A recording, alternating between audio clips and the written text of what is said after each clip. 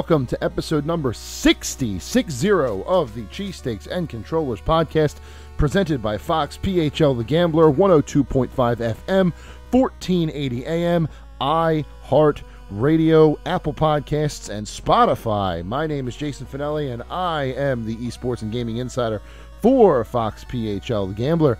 And I am very excited. This week we are getting close to the Overwatch League Playoffs, and I have mapped out the way that the Fusion can get there without having to earn it in a play-in right before the playoffs actually begin in earnest.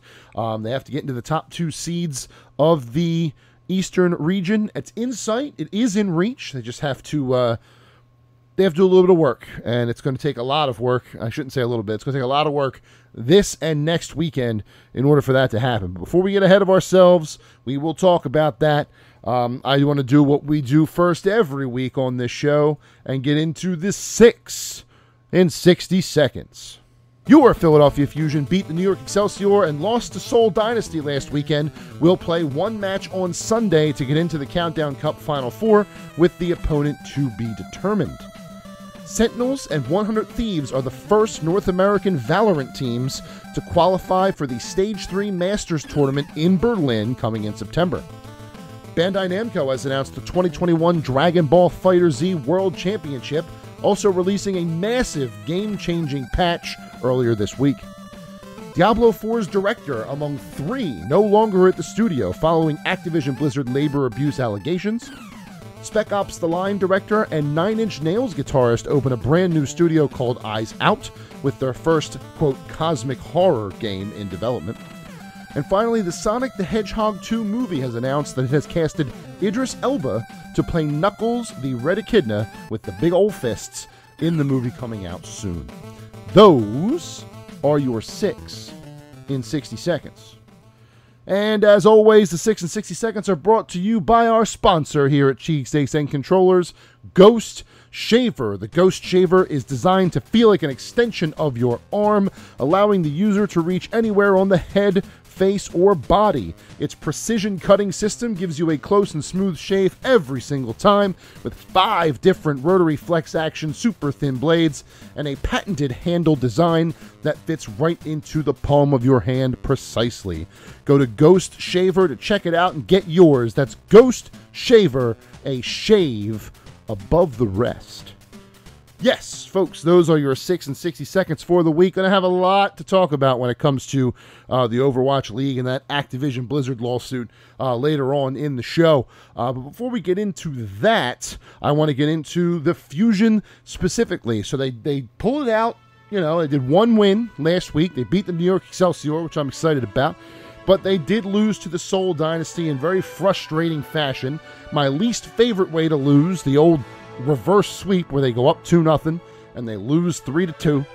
Seoul was able to turn it around on them and run it back to take the ever important win in the Countdown Cup qualifiers.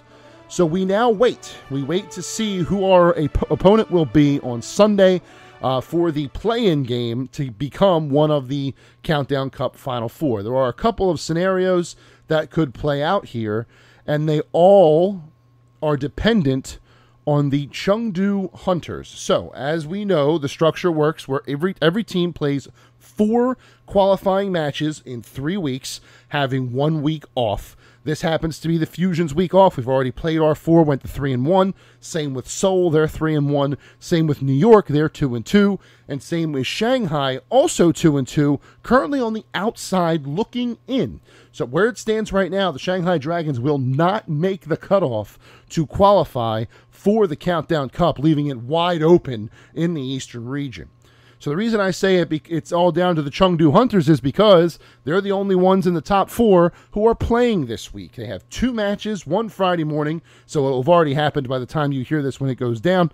Definitely on Saturday, both of their matches will be done because the other one is Saturday. And what Chengdu has to do here, there's 3 different scenarios that could play out depending on how things shake with them. So if they go 0-2, if they lose to both the Hangzhou Spark and the LA Valiant, one of which is very much unlikely, They will go to the 4th seed. They will stay at the 3rd seed for the Countdown Cup because the New York Excelsior's map differential is currently 0. So unless they go 3-0, 3-0, unless they lose 3-0 and 3-1, which would drop Chengdu's map differential, which is currently at +4, also to 0, they would be 2-2 with 0 and 0, and I believe Chengdu still wins that tiebreaker anyhow. So Chengdu would be solidified in the 3 spot. If they were to win one match and lose one match, depending on how those differentials shake out, they would either stay at 3 or go to 2. They would be 3-1 with a map differential that could be +4, it could be +5, anywhere in there. But the only way they could move up with a 1-1 record is to go to number 2. If they were to win both matches, and honestly, it's the way I'm leaning right now, unfortunately, they would go to the number 1 spot in the Eastern region for the Countdown Cup qualifiers, pushing your Fusion, who are currently sit at 1, down to 2, which personally, and I'll get into why, is a nightmare scenario. So as it stands right now, if it holds the way it is, Philadelphia would play the New York Excelsior on Sunday to get into the Countdown Cup, and the Seoul Dynasty would play Chengdu. 1 versus 4, Philly, New York. 2 versus 3, Seoul versus Chengdu. If Chengdu were to win both their matches, do the perfect 4-0, and move up to that number 1 spot, that would put Chengdu against New York and Philadelphia against Seoul, the only team that beat us in Countdown Cup qualifying. Granted, they had to reverse sweep to do it, but now they know they can beat us. They're also the team that knocked us out of grand finals last year, so I have a bone to pick with them. I do not want to see Seoul in these qualifiers. I do not want to see Seoul in that playing game. However, here's the problem. Chengdu is playing Hangzhou, who currently sits at 0-2, but has played some teams tough, including your Fusion. And the LA Valiant, who haven't won a map all year. They're not going to lose to the Valiant. They're just not. It's not going to happen. Chengdu over LA Valiant on Saturday morning. The surest bet of any sport in any field over the weekend. Book it. Hangzhou could surprise them. Hangzhou could make them go 1-1 and keep the Fusion in the number 1 overall spot. If they did that, I would put Hangzhou on my list of places to visit immediately, just out of gratitude. I don't think that's going to happen, though. I really do think Chengdu is going to take both matches, move themselves up into the number 1 position, and that's going to put Philly once again against Seoul to get into the Countdown Cup Final 4 next weekend. Do I think it's possible? Sure. Absolutely. We've played Seoul tough before, not a week ago. We could do it again. Just have to, finish it. Have to clinch it. I would much rather see New York, because we've beaten New York. We can do it again. But I really do think that it's going to be Chengdu versus New York, 1 versus 4, and Philly versus Seoul, 2 versus 3. And not having Shanghai in there should be a huge boost to whoever is playing, because Shanghai has dominated the Eastern region so far this year, being the Grand Finals representative from the East in all 3 of the previous, in-season tournaments, and only 1 did they play another team from the East. That was the last one against Chengdu. So it's looking kind of dire. It is. It's looking kind of dire. Not dire. I shouldn't say dire. It's worrisome. It's worrisome to me that we may have to play Seoul in that play-in game, because they beat us. They beat us in a reverse sweep. They're confident. They know they can beat us, and I'm just not looking forward to a team with that kind of confidence. Now, let's get bigger picture here, shall we? And why I'm getting into the fact that this play-in tournament is so important, and that is the playoff structure for the Overwatch League this season. This weekend that we are in right now is the final weekend of regular season competition for the Overwatch League. After this weekend, and after next weekend, I should say, the Countdown Cup Final 4, we are in playoff mode. Playoffs start September the 16th and go those 2 weekends, the 16th to the 19th, and then the 25th are the grand finals, playing the entire double elimination. The playoffs will, on the 16th to the 19th, will go from 8 to 2 in a double elimination tournament, And those two will fly to Los Angeles to the Galen Center on the campus of the University of Southern California on September 25th to play the grand finals of the Overwatch League. There is a way, I don't want to get ahead of myself here. So the way that the seeding works is, because there is 8 teams in the East and 12 teams in the West, the amount of teams that will qualify from each division is skewed. So for the Western side, 5 of the 12 teams will qualify. For the Eastern time, 3 of the 8. So 5 from the West, 3 from the East. Your Fusion currently sit at 4. Now that sounds like, oh no, that's very bad, but it's not as bad as you think, and here's why. So the way it works in the East is the top 2 teams qualify automatically. They don't have to do anything. If they are the top 2 teams after the Countdown Cup finals are over, they go to the playoffs on September 16th. No ifs, ands, or buts. Those kids got guts. 3 through 5, however, play-in matches on that September 16th to get in to that 8-team bracket. And they will play with the 4th plays the 5th, and then the winner plays the 3rd seed. Looking at the standings right now, where we sit before this weekend's action in the Eastern region, if the standings hold as they are, the Philadelphia Fusion would play the Hangzhou Spark in the 4 versus 5, and the winner of that would get the Chengdu Hunters for that 3rd playoff slot, with Shanghai and Seoul already in the playoffs. Shanghai being one of 2 teams that have already clinched their playoff slot, the other one being the Dallas Fuel in the West. So how do the Fusion jump from 4 in the standings to 2 in the standings, because they're not going to get to 1? How do they get from 4 to 2 and get themselves automatically qualified without doing anything? Well, here's how that works. Say Chengdu goes 2-0, right? They go 2-0 this week. They get 2 more points in the standings.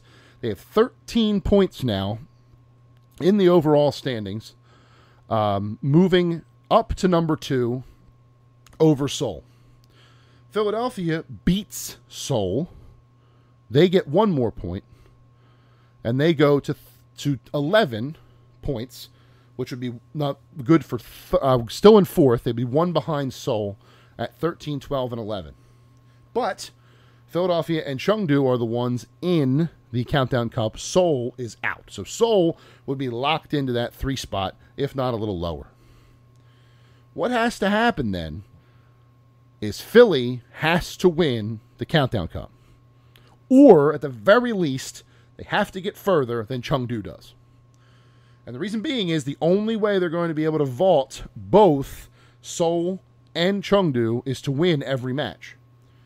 Now, granted, they could lose 1 and go into the elimination side. They could go to the losers bracket. But, most importantly, they have to win the Countdown Cup in order to clinch that 2nd seed and not have to worry about qualifying for the playoffs. Where they end up in the playoffs, we don't know. We won't know until the bracket comes out after the Countdown Cup next weekend, and we will analyze that. Don't you worry. But where I sit right now, on Thursday, the 12th of August, your Philadelphia Fusion must win the Countdown Cup. They have to win their play-in game this week. They have to win the Countdown Cup next week, next Saturday night, the 21st, I believe that is, in order to be the 2nd seed in the East and qualify for the playoffs without having to worry about any play-ins. I don't want to worry about play-ins. I don't want to have to worry about a Chengdu or a Hangzhou deciding that they're going to get hot and knock us out before we even get a chance to be in the playoffs. I'd rather win the Countdown Cup, bypass them all, and then there we are. We're in the playoffs. Whatever happens, happens in mid-September from there. Am I confident that that's going to happen? Unfortunately, that depends on who makes it from the Western side. And right now, looking at the Western standings for the Countdown Cup, your top 6 are Atlanta at 4-0. No one's touching them. Toronto is 3-0. They could possibly do it. They won today over Paris. Houston is 2-1. Dallas is 2-2. They're done. LA Gladiators and San Francisco Shock both at 1-1 make 5-6. Vancouver Titans are 1-1. They're creeping in. Florida Mayhem are 1-2. They only have one more chance to jump in. Paris Eternal drops to 1-2 with their loss. Boston, Washington are 1-3, and London is 0-2, and they're not doing anything, so I'm not worried about London. Looking at what's there right now, if the top two teams that are there right now are the ones that qualify, if it holds after Sunday, after the weekend, that's Atlanta and Toronto. Atlanta worries me a little bit. That 4-0 is a very impressive 4-0 with a +7 map differential. They didn't really give any doubt the last 2 weeks that they were the top team in the West in this Countdown Cup. Toronto is basically Philadelphia light. They have a lot of Philadelphia's old players, so if anyone's going to match up with the Fusion well, it's going to be them. They probably know Carpe inside and out, not to mention the rest of the longtime Fusion players like a Funny Astro. So that's tough. That's a tough one to call as well if we were to make the Countdown Cup with who is there now. And then looking at the overall standings to see who the top are for the qualifiers there. Top three are Dallas, Atlanta, and Houston. Can't count Dallas out. Atlanta, like I said about the Countdown Cup, is very good, but for the entire season, they have a +20 map differential, which I believe is highest in the entire league. And that would be correct. Highest in the entire league at +20. They're tough, too. Houston, San Francisco, and LA. San Francisco is the defending champions. They're the playoff team every single year. Can't count them out ever. Looking for that back-to-back-to-back championship. And then LA would be the fifth one if it holds just like it is now. LA Gladiators don't really worry me too much. We played them a couple times and beat them last year in the 2020 season. So I won't know about my confidence in the playoffs should the Fusion make them until I see a full bracket. I see who we're playing, I see when we're playing them, and I can map that out in my head. Right now, my focus is on the Countdown Cup and having to win the Countdown Cup, starting with Sunday's play-in match, whoever that may be with. If it's Seoul, I'm worried. If it's New York, I'm not. Either way, Fusion have to bring that Philly power to the Countdown Cup and take it home in order to get into the playoffs with no stress and no extra play-in matches. If I'm the Fusion, that is goal number 1. All right, getting back into cheesesteaks and controllers here. Our second topic of the evening is also about the first topic of the evening, and that is going back to the Overwatch League. But unfortunately, this topic is not quite as fun, let's say, as the previous discussion we just had. So, as I spoke about 2 weeks ago when the news broke, there is a pending lawsuit between the state of California and Activision Blizzard, Blizzard being the creators of Overwatch, alleging major abuse of its employees of all different natures. We talked about the Cosby Suite, which just burns my tongue every time I say it. It makes me feel really, really gross, and I hate that I have to keep bringing it up, but it is a prevailing piece of news going through all kinds of different parts of the industry. One of them being the Overwatch League. And since that news has come out, since that lawsuit occurred, since it was filed, since it became public, since people have been talking about it, 4 of the 7 Overwatch League sponsors have either pulled or are reconsidering their partnership with the Overwatch League. As a fan of Overwatch, that's scary. As the creator of a podcast in a Philadelphia sports market that is focused on the Philadelphia Esports team in the Overwatch League, it's terrifying. Everyone always says that the way that you affect big corporations like this is to, mess with the money.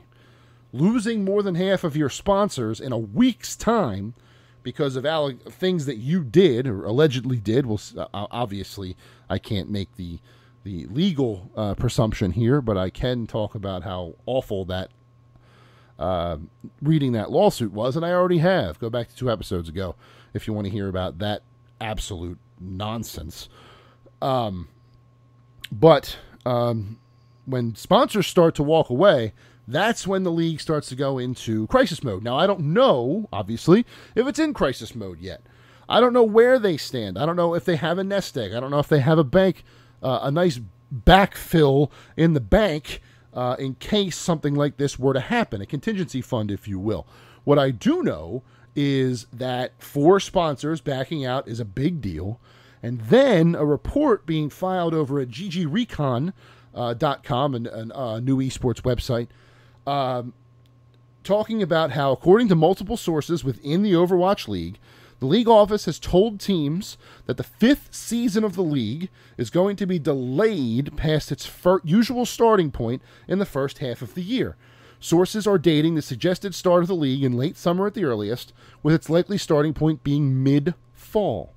The reason given to the teams is a delayed launch of Overwatch's sequel, Overwatch 2, which is what the league wants to play next year's season on. And whether or not this clearly dates the release of Overwatch 2, we don't know. And with a potentially year-long break between the end of Overwatch Season 4 and Season 5, and some teams might not be renewing contracts, and this article goes into a little more of the nitty-gritty there. That was a great report written by Sasha Yiska Heinisch. I'm sorry if I said that wrong, if you happen to hear this, over at GG Recon. And then, meanwhile, I'm going to bring up here a report on esports.gg, talking about getting into a little more of the sponsorship issues that have plagued Overwatch recently. A fantastic piece written by Brittany Briggsy Cakes Gonzalez over there, with all kinds of stories coming out. The ABK Workers Alliance rejecting Activision Blizzard's choice of law firm, and more about the sponsors that have been dropped. Activision's being criticized for the choice that they made about the law firm that is going to come in and mitigate this, is the one that is a union buster that Amazon hired. It's a mess, and the sponsors are not holding off their concerns. So go to esports.gg and read Briggsy Cakes' article, Brittany Gonzalez. Fantastic piece there as well. So what does this mean for the Overwatch League? What is the... well, I want to go back real quick to the GG Recon piece before I get too ahead of myself here, because Blizzard did respond to the report saying that... Let me bring up the statement here to make sure I get it right. So at the very top of the piece on GG Recon, it says, in response to this report, Overwatch League VP at Blizzard John Spector has said in a tweet, "We have not set nor communicated dates about our 2022 season yet, but do not plan to take a, quote, year-long hiatus in any scenario that we are currently considering. However, GG Recon has received reports from multiple sources within Overwatch League regarding the hiatus. We will update the report with any further information." So John Spector, Overwatch League VP, came out and said it's false, which is exactly what you would expect. No offense to you, John, but that is what I would expect from the VP of Overwatch League, is to say this is not true, and then have it be true later on. That's just the world we live in right now. It's not his fault. That's just the way the news goes, to quote Rick and Morty. However, none of this looks good if you're an Overwatch League fan. None of this looks good if you're an esports fan, really. The amount of people that have come out since this report was filed and, started jumping on the bandwagon of haters for Overwatch League, saying that it was a dead league anyway, and the game was dead, all that other stuff. People just love to kick people when they're down. You know who they are. They're all on Twitter, hiding behind anime avatars or the egg, or whatever social media they're on. They're ubiquitous. They're everywhere, and they really shouldn't be, but that's another story. People are talking. People are talking about this being the potential death of the Overwatch League. To those that celebrate it, you can, go pound sand. To those who are sad about it, yours truly included, I think it's bad for all of esports, honestly. I think it's bad it's a bad look for Blizzard. It's Blizzard's own fault. Let's get one thing perfectly clear, that if this lawsuit pans out and everything in it is deemed to be, accurate by the letter, it's a damning statement. It's a damning lawsuit, and one that Blizzard deserves every single bit of punishment that they get from this. But at the same time, as an esports fan and a fan of the Philadelphia Fusion, I would be very sad to see that go away. Nothing in esports, when it comes to a team dissolving or a league dissolving or a game no longer being supported, none of that's good. People love to, kick the corpses when they're down and beat the dead horse about dead game and ratio and all that other nonsense that people on Twitter do now. But nothing good comes from the folding of what was the template for a city-based esports league. No other league had hit the mainstream at the time that was getting cities involved instead of the organizations.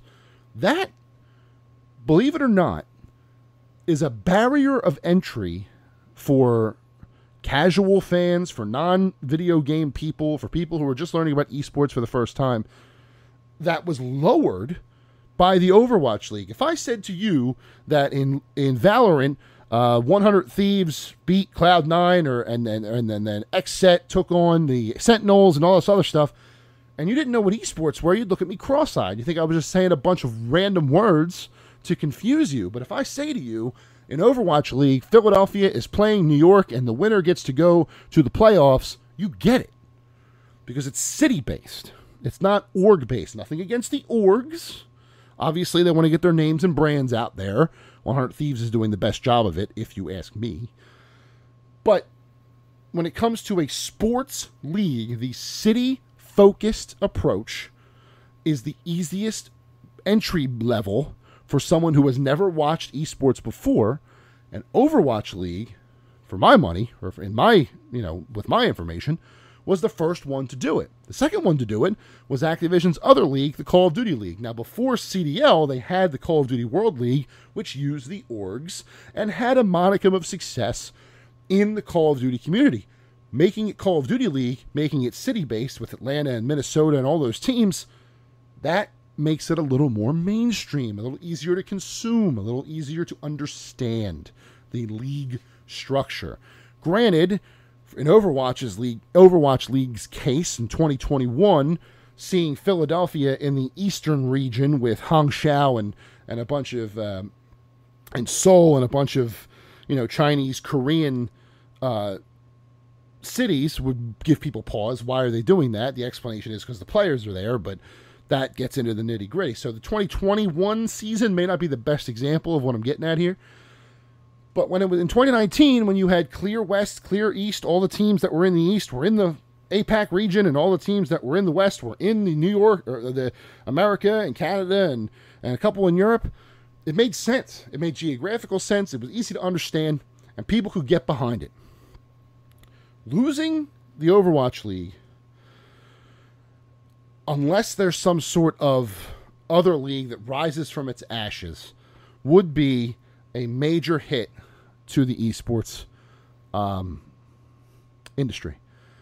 I know that there are games that are more popular than Overwatch right now. Call of Duty being one, Valorant being another, League of Legends always surpassing everyone. I know that the Overwatch League has been repetitive and not iterating the way that it should, but who has in a pandemic life that we've had in the last 18 to 20 months? I feel like the people that are dancing on the supposed grave or the potential grave of the Overwatch League are not only being hasty, because we don't know if the league is dead yet, but are also dancing on the grave of something that they love, and that's esports in general.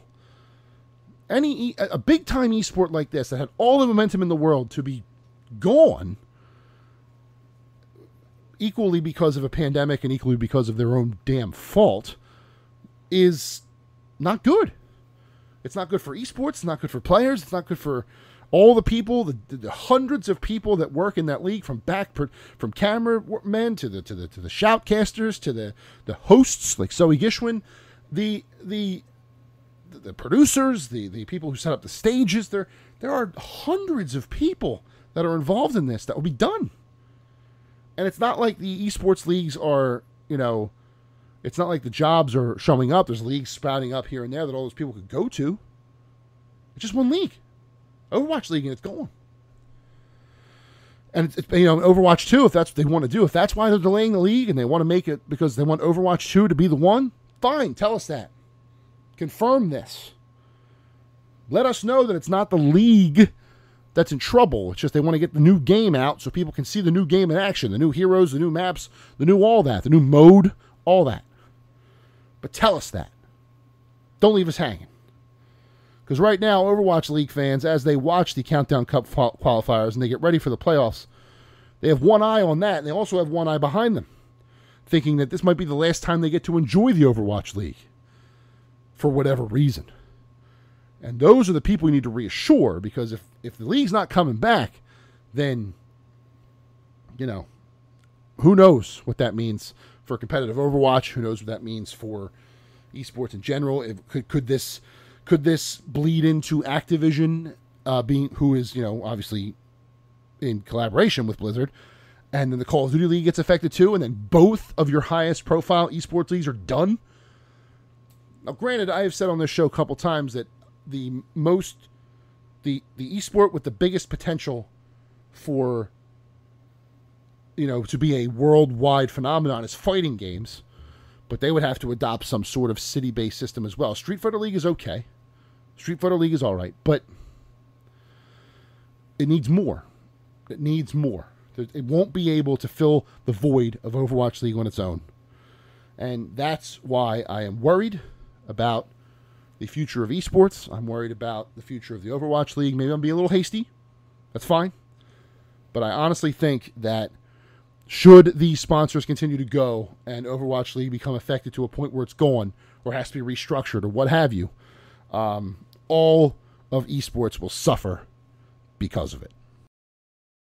All right, enough of the not fun stuff. We are going to finish this episode of Cheesesteaks and Controllers with good things. Nintendo set upon us this week an Indie World presentation, giving us 20 minutes of upcoming and current indie games on Nintendo Switch, many of which were not only being updated or announced, were also dropping on the Switch the same day. I love those. Those shadow drops are the best part of Indie World, because you never know how many games you're going to be able to play brand new on the Switch right when those come out. So I went through the list of announcements from Nintendo World, and I picked out 5 of my favorite announcements from the presentation, and I will give them to you right now. So let's run through some of the honorable mentions, the games that didn't quite make this list, but some that I think you should keep an eye on anyway.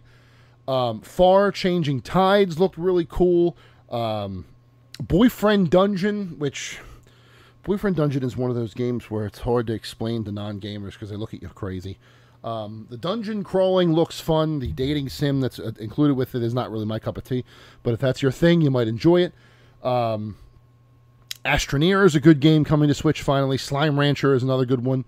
A great game where you play as a bear who is recycling trash using his axe, called Lumbearjack. I don't think I really need to say much more about that, do I? That comes out in 2022. And a couple other things on the menu. But my top 5 from Indie World on August the 11th, Wednesday of this week, are as follows. First off is Shovel Knight Pocket Dungeon. Now, I am a sucker for anything Shovel Knight. I love that game since the original came out in 2014. All the DLC is great. Everything about it is great. You should all play Shovel Knight. But Pocket Dungeon goes a different direction. It's like a match-style puzzle game. It was announced a while ago, called Shovel Knight Dig, and it's matching different symbols to gain power to get advanced through the story. It has a bit of a Tetris Attack feel to it. Got a bit of an update on that with a new trailer, with some of the new features that you're seeing. Celia Schilling, their marketing manager over at Yacht Club Games, and Cheesesteaks and Controllers guest from a previous episode, featured as part of the presentation, so it was nice to see her repping the brand once again. Very, very cool. So I love Shovel Knight, and I have a feeling I'm going to like this little puzzle game as well. Looking forward to seeing that this holiday, and that is number 1. Number 2 started off the presentation, and that is a game called Bomb Rush Cyberfunk. Now, this is a throwback, an homage, if you will, to a game that Sega made for the Saturn, I believe, and the Dreamcast for sure, back in the late 90s, early 2000s, called Jet Grind or Jet Set Radio, where you played as a skater dude going around the city and graffitiing up his gangs or his group's tags, and there was a whole adventure that went around that. Very big cult hit. A lot of fans today have been clamoring for a return, but the creator separated from Sega and went off to do his own thing. This Bomb Rush Cyberfunk, however, and that is Cyberfunk, not Cyberpunk, was announced a little while ago. I think it kickstarted or something like that.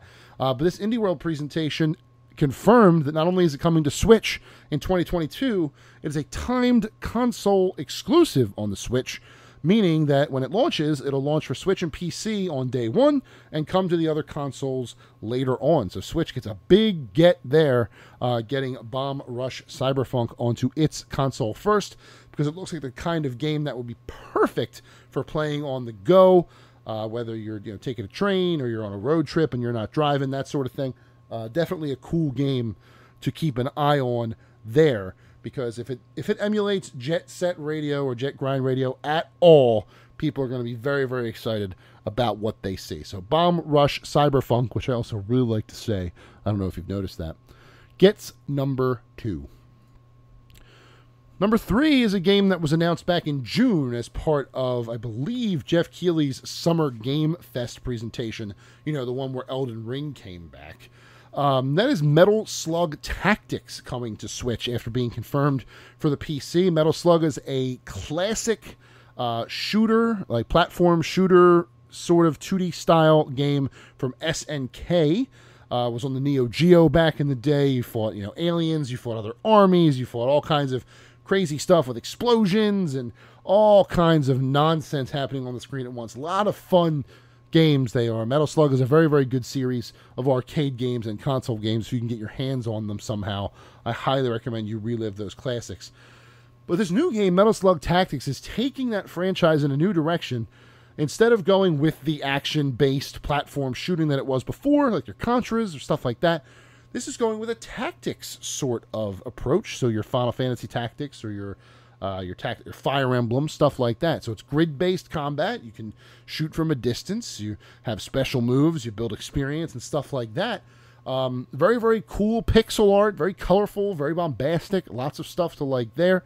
A classic franchise getting a new take is always a good thing. So I'm looking forward to that. And I just feel like this is a game that everyone should be really paying attention to, not only for its classic flair, but as an example of franchises pivoting to what I hope will be good success. So Metal Slug Tactics is number 3 on my list of the 5 best announcements from Indie World, and I hope you give it a shot as well. Check that trailer out, see what you think, and if you're in on it, be ready in 2022 when it launches on Switch and PC. Number 4 is actually a port of a game that's coming to Switch from other consoles. Switch is actually getting this game last in this case. But this is a game that I have loved since the original one launched on PlayStation VR back in, I want to say, 2017, 2018, something like that. And that is Tetris Effect Connected. Now, Connected is the enhanced version of Tetris Effect, which was the original. Connected puts in multiplayer, puts in more features, more upgraded graphics and stuff like that. But Tetris Effect, and by proxy, Tetris Effect Connected, is one of the best games to just sit down after a hard day, chill out, and play some video games.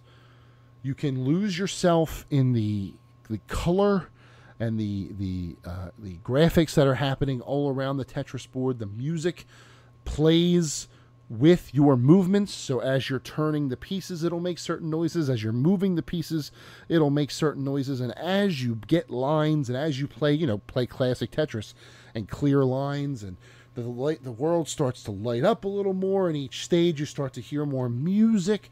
Some of them have vocals, some of them don't. Some of them are themed on like tribal or like electronic and stuff like that. It's just a beautiful experience which is weird to say about a game like Tetris, right? Tetris, you remember from the Game Boy back in the day with the green screen on the original blocky Game Boy that could give somebody a concussion if you threw it at them. But this Tetris Effect, and again, by proxy, Tetris Effect Connected, it's just one of the most serene, beautiful games you could ever play, honestly. It's on Xbox Game Pass right now if you don't want to wait till October 8th when it comes to the Switch. If you only have a Switch, make sure this is on your radar. Go to a friend's house with an Xbox and try it out. If they have PSVR and they want to get it on PlayStation for VR, I highly recommend that as well. That's the best way to play it if you ask me. And I believe the original Tetris Effect was upgraded for free on PlayStation to get all of the connected buffs. So I don't think you have any problems there. But Tetris Effect is, oh man, everything I see about it just really, really makes me happy. And every time I remember playing through it it was my first VR game I ever played through in my own house, and it's just an excellent experience. And then while you're at it, look up the soundtrack, because the soundtrack is absolutely incredible.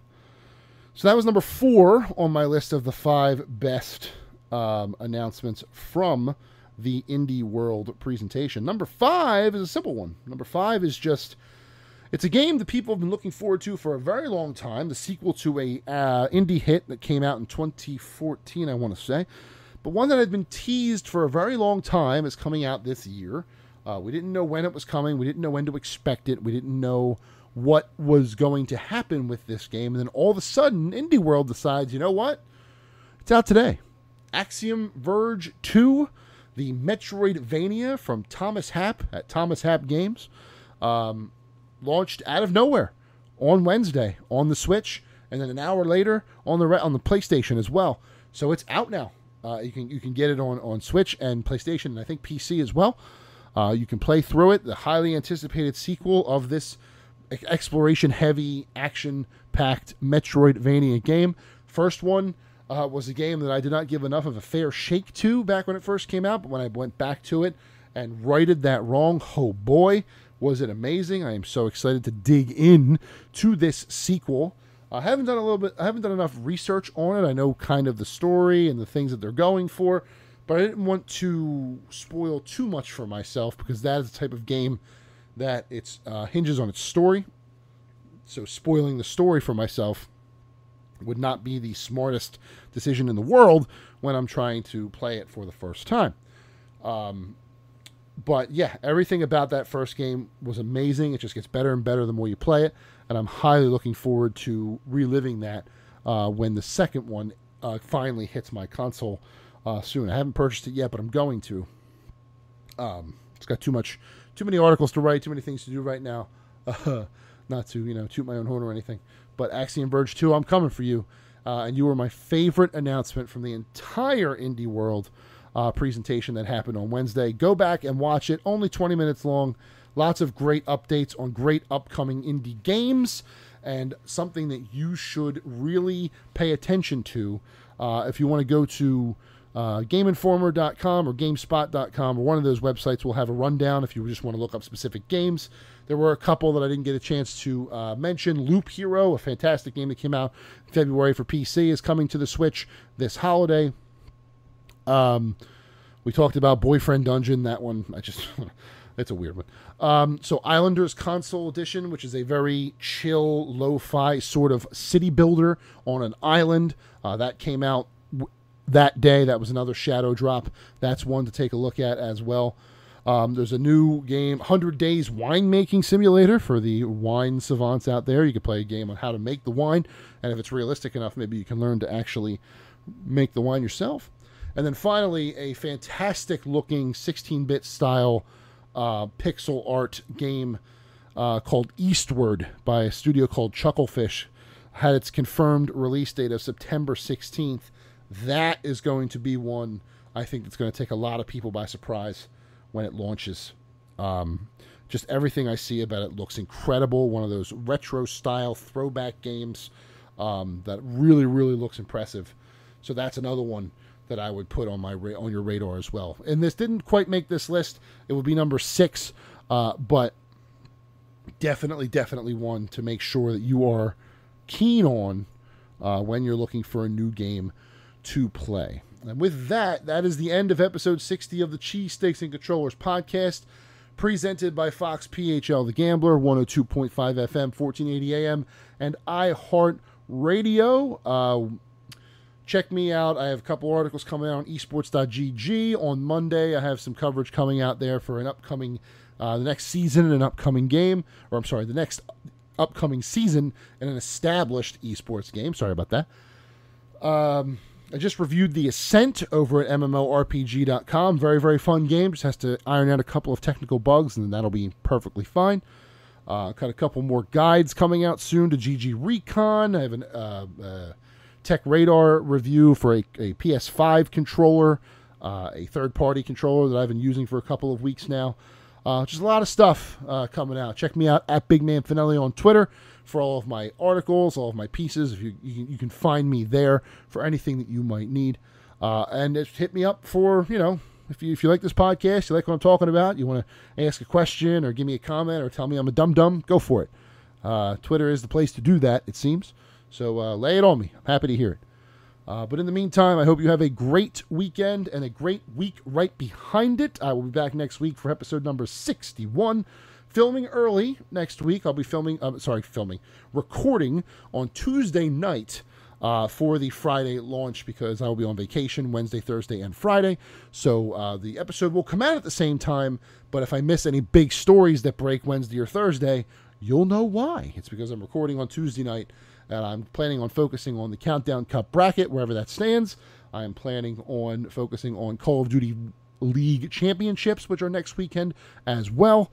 The Final 8 descend on the Galen Center next weekend to determine the second ever Call of Duty League champion. And then we'll figure out what else I'm talking about between now and then. Thank you so much for listening. As always, I do appreciate it. The fact that you are here at the end makes me very, very happy. Until next week, stay safe, y'all. Goodbye.